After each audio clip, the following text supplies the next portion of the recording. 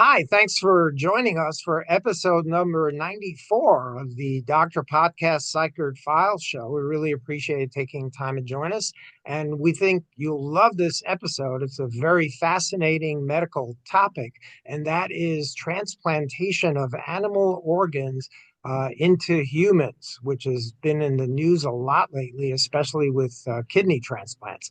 And our guest today is an expert in this area. It's Dr. Jayme Locke. Dr. Locke is a transplant surgeon at NYU Langone Health in New York City. She was previously at the University of Alabama as a transplant surgeon as well and has a tremendous amount of experience in this. Dr. Locke trained in general surgery and multivisceral abdominal transplantation surgery at the Johns Hopkins Hospital and also received a Master's of Public Health while she was there. And now she's here in New York City and has recently been in the news a lot and performing a kidney transplant from a pig to a human, which is incredible. So, Dr. Locke, thanks very much for taking time from your busy day and schedule to join us today to explain this topic and subject. Absolutely. Thank you so much for having me. It's a pleasure. Thank you. So, just background information, how did you get interested in transplantation surgery? Can you tell us about your educational and other experience that led to that? Absolutely. So, I think when I was a little kid, I loved science and really, I think, wanted to help people. And for me, that really meant I wanted to be a doctor. At the time, the only doctor I really knew was a pediatrician because that was the doctor that I saw. And so I really didn't know all the different possibilities until I got to medical school. And that's where I really fell in love with surgery, and decided not only did I want to do surgery, but I also wanted to do an academic piece to that. And so was very intentional in choosing my residency at Johns Hopkins, where they really emphasized both the clinical and research training. And it was there that I was first really exposed to transplant in all of its wonder. And I loved the technical complexity of it. I loved the teamwork. You had to not just be a great surgeon, but you had to be a great physician and doctor. And you got to work with pharmacists and social workers. And then this miraculous thing where you take someone with an end stage disease and you do this transplant and it cures them. And honestly, I don't think I had ever experienced anything else like that in medicine that was that effective, that instant. And I was hooked. Just watching Wow, how transplant restored hope for people, I wanted to be able to be a part of that. wow. Fascinating story. How many years of training is that after the usual 4 years of medical school? How long did it take you to become a transplant surgeon? It was 12 years all in total after medical school. So I did 5 years of general surgery, and in the middle of general surgery, I did 3 years of research. And then after that, I did a 2 year clinical fellowship in abdominal transplantation. And then Wow. as I like to tell my parents, I got my first real job. They stopped supporting you at that point. That's great. Well, I think you have the record. I previously interviewed a cardiac surgeon, and he went up to 11 years of training, but now you've topped that at 12. So that's very impressive, and it shows your dedication to this, which is very important. So tell us why kidney disease is such a big problem in the USA and actually around the world. How many people in the USA have kidney disease? How many of them are end stage kidney disease where they need a kidney transplant? That's a great question. So, about one out of every seven Americans actually carry the diagnosis of chronic kidney disease. So, about 37 million of us. Many of those individuals will progress to end stage disease. At any given time, there's about 500 to 800,000 Americans with actual kidney failure in need of a kidney transplant. And it's a lot of people, and it has devastating effects. As your kidneys fail and you ultimately end up on dialysis, it really impacts your ability to participate in life in all the things that you otherwise would have wanted to do. And there is substantial mortality, meaning risk of death, by being on dialysis. So performing a kidney transplant is incredibly important and also life-saving for these people.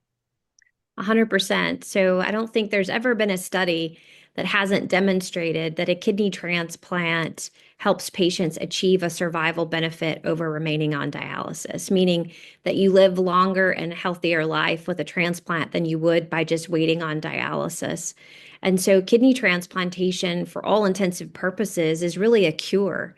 And it's really remarkable, for most centers, if you look at 1 year survival across the United States, it's around 96, 97%. So imagine in the context of cancer, for example, we had identified a cancer treatment that resulted in 97% survival. I mean, that's remarkable, right? Right, So that's really what kidney transplantation is able to do. And what's unfortunate about it is that we know that we have this cure, and yet we don't have enough of these organs to go around. So I mentioned the 37 million Americans with chronic kidney disease, the 5 to 800,000 with actual kidney failure on dialysis. And then we wait list anywhere between 80 and 100,000 Americans each year. And then we only transplant somewhere between 25 and 28,000 people a year. So you see the gap between those who need an organ and those who actually get waitlisted, and then if they get waitlisted, actually are able to achieve a transplant, is vast. And so it is, for all intensive purposes, a crisis, the organ shortage right. crisis. And it's not unique to the United States, that exists around the world. So only about 20-25% of people who need a kidney transplant are getting it every year. The rest, unfortunately, die or have severe medical complications. Yeah, and I would say 25% is really being optimistic, right? So if 100,000 are waitlisted and we transplant 25%, well, I told you there's between 5 and 800,000 that have kidney failure. So not all the patients on dialysis even have a chance to make it to the waiting list. So Hmm, transplant is, not able right at this point to help all of those in need. And you're absolutely correct. Your mortality on dialysis ranges between 5 and 15% per year, and it's cumulative. And it makes sense if you think about it. The kidneys are responsible for helping our bodies clear waste, and our kidneys were designed to work 24 hours a day, 7 days a week. My kidneys, your kidneys, they're working right now. We don't think about it any more than we think about taking a breath, but nonetheless, that's what they're doing. But if you look at dialysis, like hemodialysis, for example, patients are on a machine for 3 to 4 hours, 3 to 4 times a week. So if you're looking at, let's say you do 4 hours 3 times a week, that's only 12 hours of clearing toxins. And your body's used to having those cleared 24 hours a day, 7 days a week. And so you can imagine the buildup of those toxins. And that's what really accelerates, cardiovascular disease, and other things that really increase the mortality or risk of death for these patients. So why is there a shortage? Is there not enough kidneys or not enough people donating kidneys? So it's multifactorial. We definitely need more people to be organ donors. That is absolutely crucial. And so that is probably one of the areas that we need the most improvement. But we also, I think, need to be good stewards of those gifts. And so when those donations occur, making sure that we have a system that's efficient and can get those placed, and really make sure that we are being good stewards of those precious gifts. But even in that context, there's still really at this point not enough to go around. And so I think those of us in this field are constantly looking for creative ways to fill that gap. Right. And the creative way is to use kidneys from other animals to transplant into humans, but that's extremely difficult and complicated. Um, and tell us, when was the first animal to human transplant done of any organ, and then specifically a kidney? Oh goodness, it dates way back. I mean, this is, these kinds of things have been done throughout history. The one people are probably most familiar with was in the 1980s. Probably people remember baby Faye and the baboon heart, the little baby that lived for several days. But we've really never seen, these animal to human transplants be able to sustain life for a prolonged period of time. And that's in part because we are, in fact, immunologically distinct from animals. Even our closest animal relatives, if you will, the non-human primates, we are still different enough that you can't just take, a kidney from a non-human primate and transplant that into a human and have it work for a prolonged period of time. We've really needed to take advantage of genetic editing to be able to make this possible. So why was the pig chosen as the ideal donor animal as opposed to, let's say, chimpanzees or other non-human primates? Well, for a number of reasons. So, really, one is you have to think about scalability. So, when you think about pigs, they have about 3 litters a year, and they typically have about a dozen piglets per litter. So, when you start thinking about how you scale this up to meet that need, 5 to 800,000 people, 37 million who are sort of on that trajectory of progressing, how do you meet that demand? And non-human primates, that would just be impossible to do. Right. So the scalability piece of a pig, I think, is one of the biggest reasons for that. The other issue there is that they actually, believe it or not, have kidney function that's quite similar to humans. So we measure kidney function through something called a glomerular filtration rate, and it tells you kind of how good your kidneys are performing. And for an adult-sized human, that's between roughly about 125 to 175 cc's per minute. And pigs are right there. They're about 130 or so. So that's also really good news. And then the other thing that makes the pig very appealing is that if you look at it outside of the food chain, pigs live upwards of 30 years. So they have a long lifespan. So in theory, those kidneys should be able to last that long as well. Wow, all great things. And the size of the pig kidney, is it similar to the human kidney size? They are. You have to grow them to the appropriate size. But yes, so in the genetically edited pig that we've been working with at about the 9 month to 1 year mark, those pig kidneys are essentially the exact same size as an adult uh, kidney, adult human kidney. So that's very appealing. But importantly, the fact that you can grow it to the size you need. I'll talk about heart for just a second. When you think about heart transplants, and for example, children who are born with genetic defects who need a heart transplant, many of those little ones will pass away before a heart becomes available because tragically, they need another small child to pass away to be able to have access to a heart from a size perspective. My heart would be too big, right? Even if I donated at my death, it wouldn't fit in a small 6 month old baby. And thankfully, we don't have a lot of children dying. That's a good thing, but not so much when there's a child waiting. And so think about the possibility of being able to grow a genetically edited pig heart to the exact size that a small infant might need. And so that's another one of the appealing aspects of xenotransplantation. Wow, that's pretty amazing. Now tell us what the issues are when you transplant a human kidney into another human with regards to the immune system and rejection and things like that. That's human to human. And then we'll move on to pigs to humans. Yeah. So even human to human transplantation, there is no such thing as a perfect match, right? We don't have a model of what we would call tolerance, where people can walk around with transplants off of all immunosuppression. And so even in the setting of a negative cross match, it's not a perfect match at the very molecular level. And so as a result, we have to use immunosuppression to ensure that the graft can take and not be rejected. And we have to follow a similar pattern in xenotransplantation as well. Right, even more so because the humans, while they're more similar to each other, there's still genetic differences.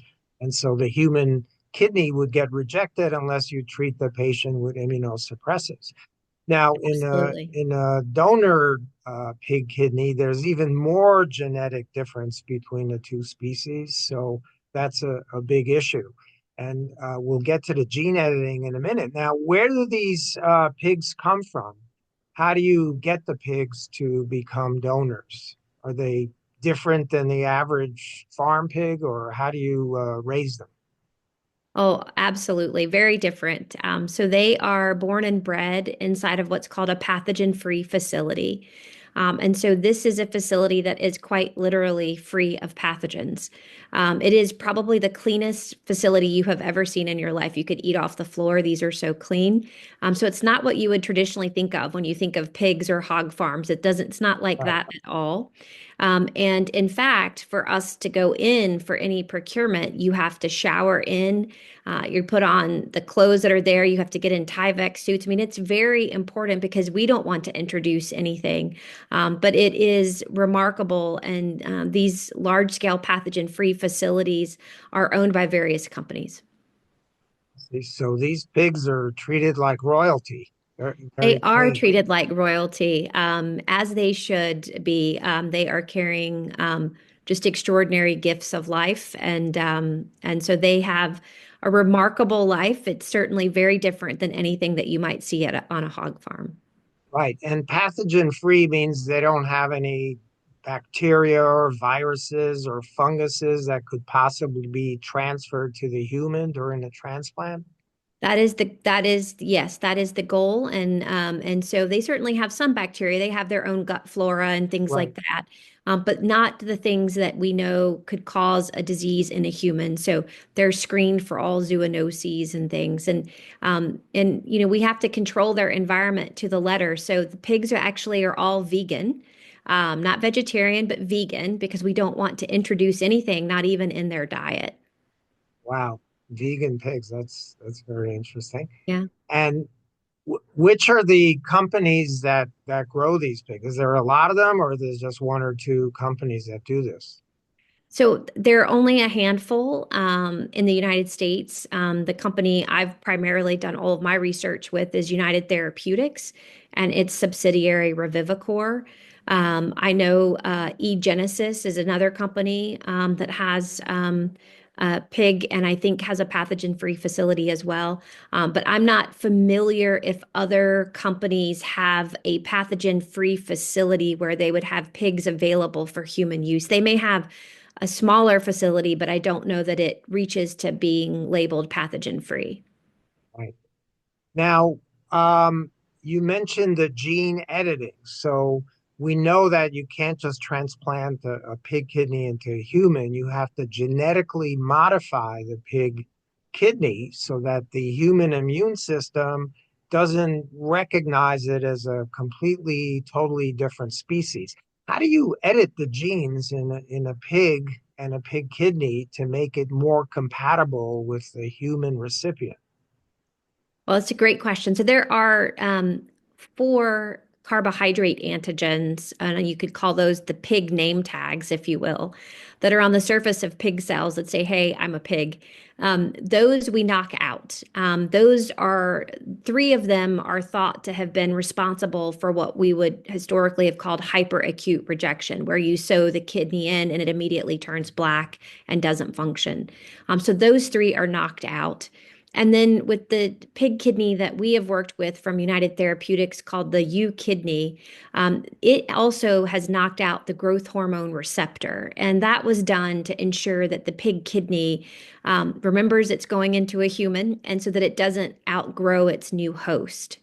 And then there are six human transgenes inserted, and that is done using CRISPR-Cas9 technology, which is a genetic editing tool that just really allows for very precise editing. In fact, Charpentier and Doudna won the Nobel Prize for Chemistry in 2020 for this. And so it's really, honestly, their contribution has resulted in just this explosion of genetic engineering that you're seeing. And certainly the field of xenotransplantation has taken advantage of that. And it's allowed us to insert these human transgenes that are really just designed to help regulate the human immune system so that perhaps we don't have to use as strong of an immunosuppressant regimen as we once did.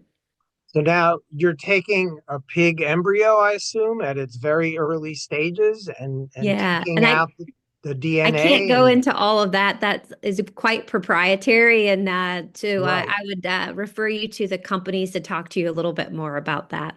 right. But in general, that's what you're doing. You're modifying the DNA in the pig to Correct. make it more compatible with the human immune system. And so the pig that grows up from this modified embryo is closer to a human than to the pig, basically.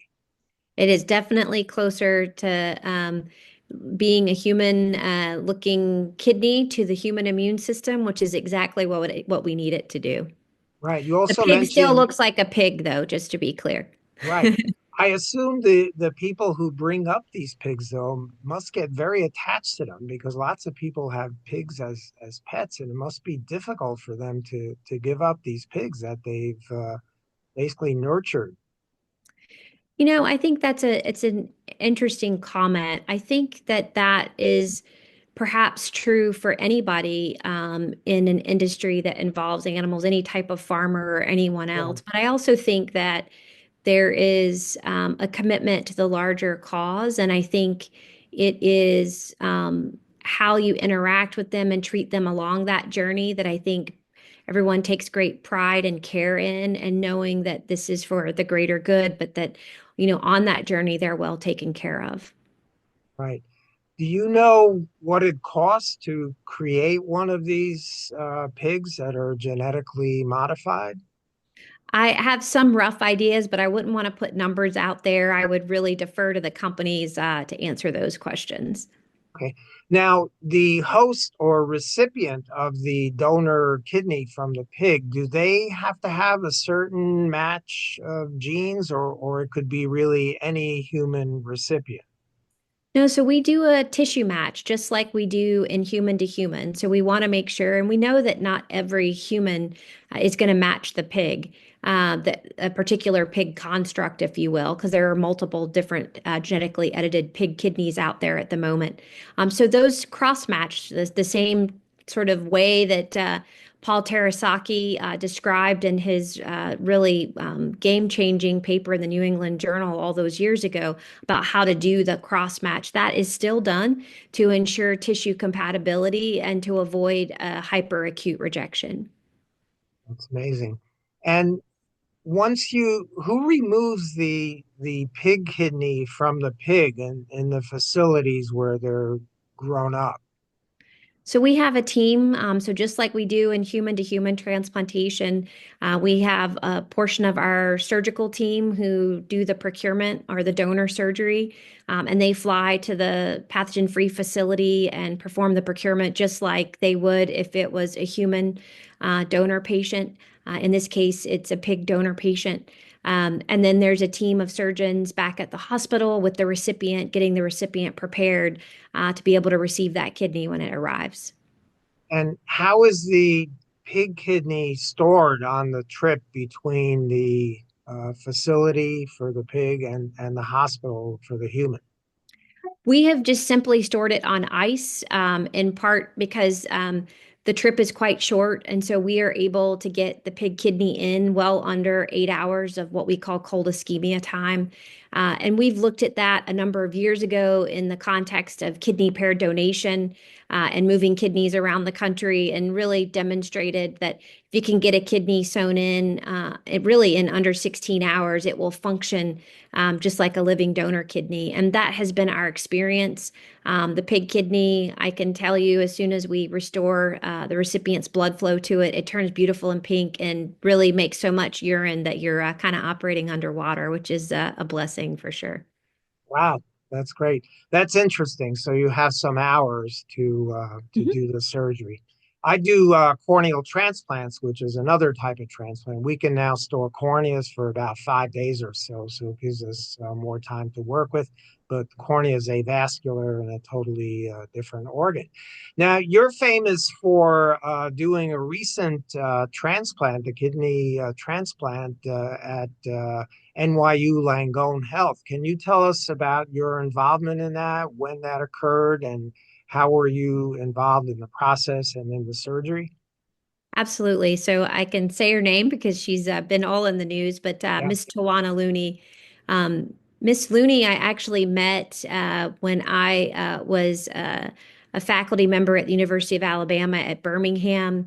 I had been recruited to UAB about 13 years ago to help them build what's called an incompatible kidney transplant program, where you really work to try to get across barriers to help folks get transplanted. I had just finished my fellowship at Johns Hopkins at the time, training under Bob Montgomery, who's my longtime mentor. And so I was at UAB doing that, and that is how I met Miss Looney. She had been a previous living kidney donor. She had donated a kidney to her mom in 1999. And unfortunately developed preeclampsia during pregnancies and then went on to develop hypertension. She managed that very well for a number of years and held kidney failure at bay, but ultimately progressed and went on to dialysis.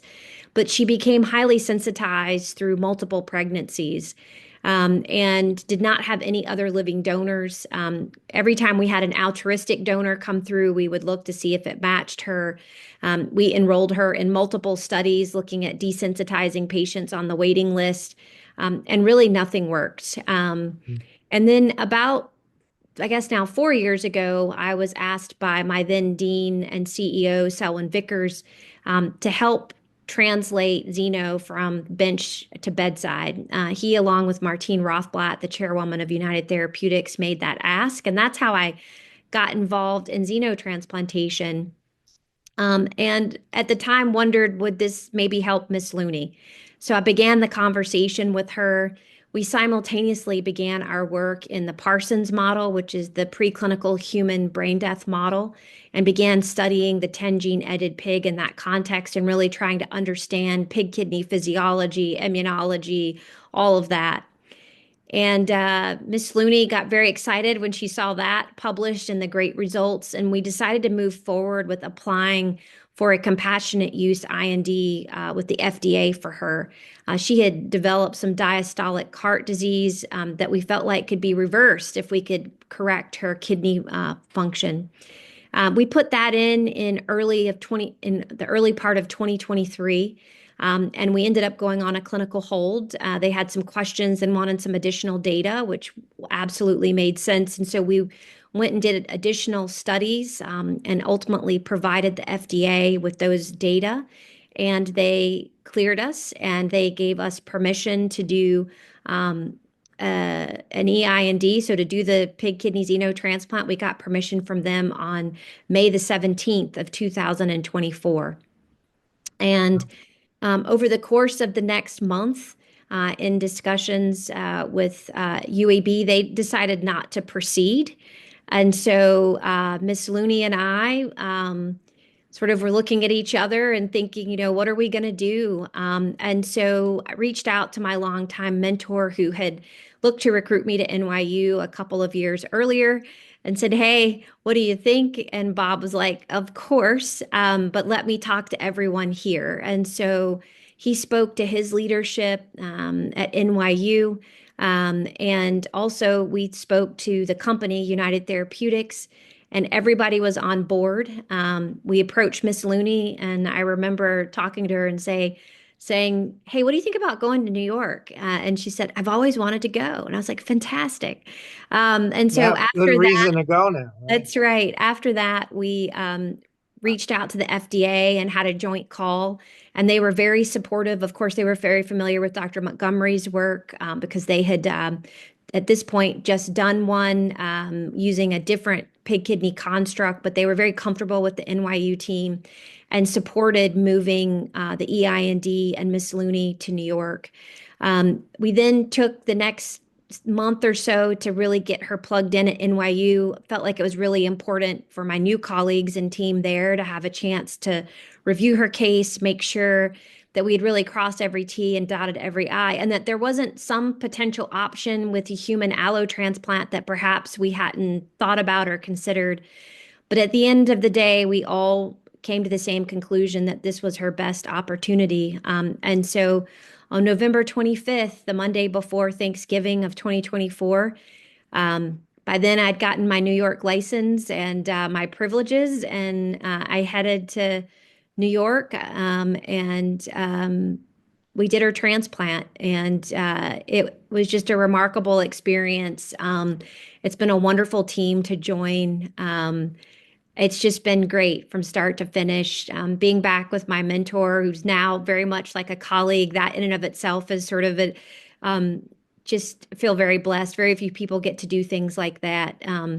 But just an extraordinary group of people, an extraordinary institution that's really committed, I think, um, to excellence in every sense. And Miss Looney has benefited from that. I remember it making urine as soon as we took the clamps off. And I remember seeing Miss Looney in her room after surgery and her husband, Willie, talking about how great she looked and how more alive and just younger. And he was right. I mean, it's transplants remarkable. I mean, patients' color changes instantly. They get this rosiness in their cheeks and their eyes get really bright and they just look alive. And she just felt great, felt amazing, and has continued to feel that way and is just off to the races, enjoying everything about life without dialysis. It's pretty Wow. cool. Yeah, that's amazing to hear the way you describe it. It makes me feel so good. So it must have been incredible for you to be there and for her especially to experience that. I was wondering how you knew Dr. Montgomery, who's the chairman of the Department of Surgery at NYU Langone Health and also head of the transplant department. He's incredible and amazing. I know all about him because I'm an ophthalmologist at NYU. So it's really fortunate that you're able to go back and work with your mentors. That's Yeah, I spent 10 years with Bob at Hopkins. So it's like a full circle moment that right, the day in the OR, it was funny because we still know each other because I'm just a miniature version. I do my transplant like Bob does. And so it was like riding a bike, you just kind of get right back on and you're right back to the way you used to do things. So it was a lot of fun. right. So how many people are in that surgical team in the OR with you doing this, and how long does this surgery take? Usually kidney transplants only take about 3 hours or so. This one, I think we took about 7. We took our time. There were a lot of folks in there. It was a huge team. Everyone from, Bob, myself, Jeff Stern, Adam Grismer, trainees were in the room. All of the nurses, they often don't get shout outs, but they're the magic sauce. They're the ones who make everything go. Our anesthesia colleagues were absolutely tremendous as well. It was just, and then our coordinators, our research coordinator, it was just a team effort. And we needed everybody there, and it was an orchestra. It sounds like, oh my gosh, there's so many people. It wasn't loud. There weren't people were all there, purposeful, doing exactly what they needed to make sure that this went off without a hitch and that Miss Looney could benefit from this extraordinary innovation. And she Yeah, has. that's great. It's a team effort. Same with eye surgery, but your team is much more elaborate and much bigger team. So that's fantastic. Is the surgical technique any different, or is it similar because the organs are similar size, similar blood vessels to humans? That's a great question. So we do sew the kidney in the retroperitoneum to the external iliac vessels, just like you do in a typical kidney transplant. The 10 gene So edit that's in the abdominal, lower abdominal area. Yes, in the retroperitoneum, sure is. Mhm. Um, the 10 gene edited pig kidney, its tissues are a little more friable. So there's the technique is really that's really different is really around the back table where you're getting the kidney prepared and getting it cleaned up, and then the implantation of the ureter, so the tube that carries the urine. When you're sewing that to the bladder, because its blood supply is very tenuous, much more so than in a human kidney. But we learned all of that through the process of the years of work in non-human primates as well as the work in the decedent model. And so we had that down cold. And Miss Looney has done very well, and knock on wood, hasn't had any surgical trouble. Wow, that's amazing. What's the informed consent process like? Because before any surgery, you have to tell the patients all the benefits, the risks, and alternatives, and so on. That must have been very, very extensive. It was. It actually started for her back at UEB. We had IRB approval. We did a pre-consent to the EIND where we went through that. It was, I can't remember now. I want to say that consent was well over 30 pages. It covered everything from what we know, but it also covered all the things we don't know in the setting of Xeno. And I think when you think about consent for patients, it's important for us as providers to be comfortable talking about not just what we know, but the things that we don't know, so that the patient can really sort of be able to wrap their minds around that and truly make an informed decision. Do I want to be that pioneer? And so that was a really critical component to the consent. There were also pieces in there about media. We knew folks like you were going to want to do podcasts and talk to us. And no matter how hard we try, if someone doesn't want to be a part of that, certainly it's just not going to be possible for people to not know that you had this done. And so it was really important to me that Miss Looney understood that her family understood that. We also went through a very prolonged consent process, a pre-IND consent process with her family about what it meant for to live with someone who had a pig kidney. And so we went through similar consents with them because it was also equally important to us that her family be comfortable. And then Miss Looney talked to her community. And actually, in her FDA application, her community wrote letters of support. Her local nephrologists, her church elders, everyone was very supportive. And so it was really a patient-driven, community-driven process. And then, of course, fast forward at NYU, it was a very similar process in terms of the consenting. It is a very long consent form. It goes, by then we knew more, so it's been updated with the latest and greatest that we knew. But there's also a cooling off period where you go through the consent with someone, you give it to them, you let them think about that, and then they can come back and you go back and make sure they're still okay with it.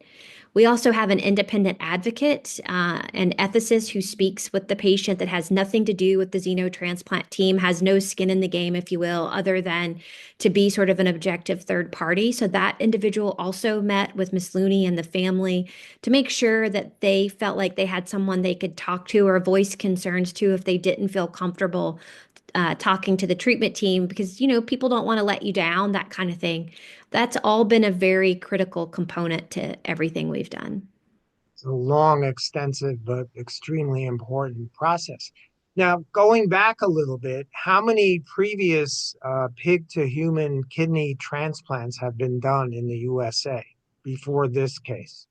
Yeah, so for living patients, for kidney, there had been two prior. So there had been the case at Mass General with the eGenesis kidney, and then with Dr. Montgomery at NYU, he had done the alpha gal with the thymus kidney. But at the time Miss Looney underwent her surgery, there were no living recipients of a pig kidney. And hence why today she's the longest living recipient. Right. How long did the previous recipients live after their surgery? In the range of about 50 to 60 days. It's important to note, though, Miss Looney's a little bit different. So, Miss Looney actually is waitlisted. So she was well enough to be waitlisted for a human kidney transplant. She was just so sensitized she couldn't find one. She met compassionate use criteria because of her diastolic dysfunction that had progressed and the opportunity to reverse that. But that's an important distinction. And it's also important to note that the two individuals who themselves are pioneers and who deserve a tremendous amount of credit, as well as their families, at the time of their death, their xenografts were in the Mass General patient, the xenograph was functioning. At the NYU, in the NYU case, the xenograft had been removed, but not for rejection. That patient had had an LVAD, and the hemodynamic shifts were just too much. And To be clear, that's not unique to the xenograft because, in general, having an LVAD is a contraindication for a human kidney transplant. That's a heart device, the LVAD. Yes, a left ventricular assist device. Yes, I see. So now I hear she's doing great, and it's over she two is. months, over two She months is. now. She's doing great. She'll be heading back to Alabama this week, and it's really remarkable. She's anxious to get back to working and living her life. I think she wants to go somewhere in the Caribbean. So she's doing great. How long did she have to stay in the hospital after the surgery? Well, I think we discharged her somewhere between day 7 and 10. I apologize, I don't remember off the top of my head. But not that And then long. she was briefly rehospitalized for a treatment, and then has been out of the hospital really since. So the majority of her time in New York, she's been an outpatient. And she can do all her usual normal activities. Oh yeah, I talked to her yesterday and said, "Hey, what you up to?" She's like, she had just gotten back from Harlem. She had done some shopping. She cooks every night for her family in their efficiency apartment. She's gone all over New York. I think she's done every touristy thing in New York you can imagine. And if you ran into her in the street, you wouldn't know she had a transplant. And that is the very definition of success. That is the whole idea, is to give people their life back and to really restore hope, right?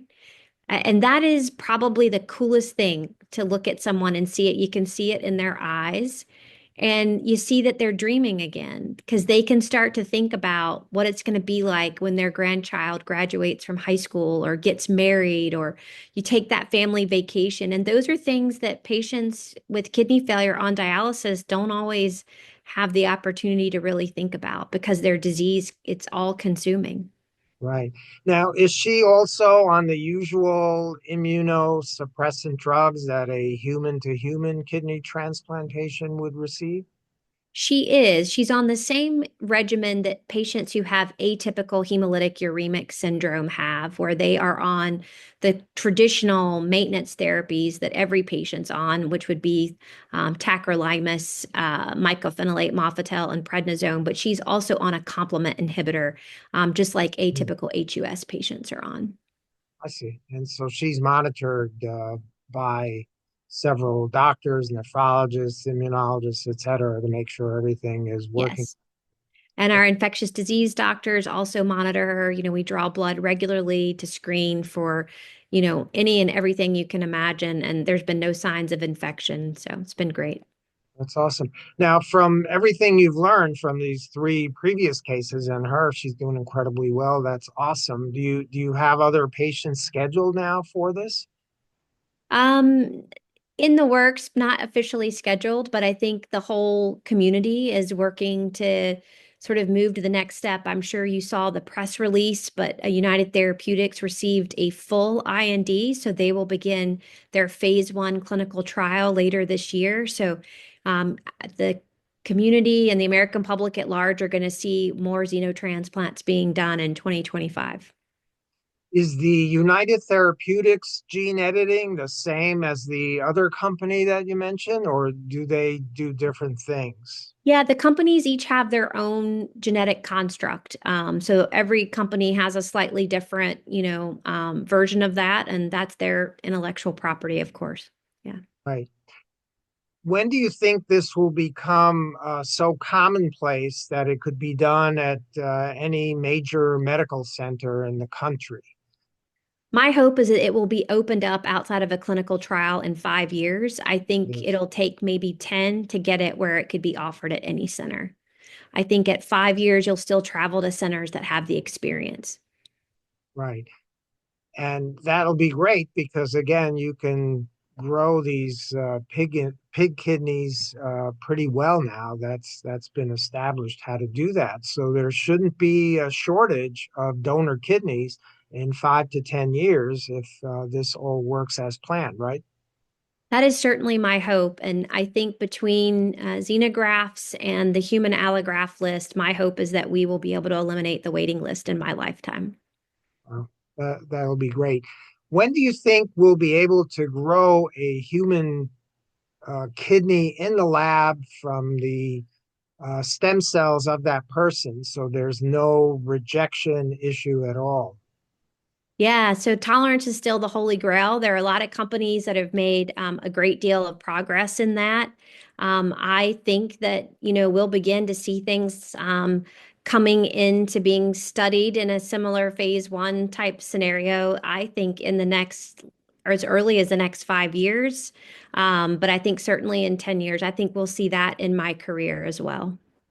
Right, because they're growing human organoids or little Yeah. They're doing all micro. kinds of things. It's remarkable what is going on, and it's a revolution, and I think it's wonderful.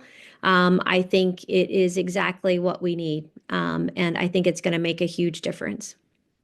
Well, that's awesome. So I want to thank you for being involved in this and moving this ahead quickly because there's many patients waiting for this. So I want to thank you and congratulate you for the great work you're doing. I also want to thank you for taking the time today to explain this to us so that everybody can understand it. And also, maybe this will increase organ donor donations in the interim until we're able to get this going at a more accelerated rate. Yeah. And thank you. Thank you for taking an interest. I think it's really important. Education is everything. So thank you so much for doing this. And it's really a privilege. And I'm just grateful for our patients. This is a really revolutionary thing. And I'm just glad the pigs are starting to fly. Excellent. Thank you. Thank you.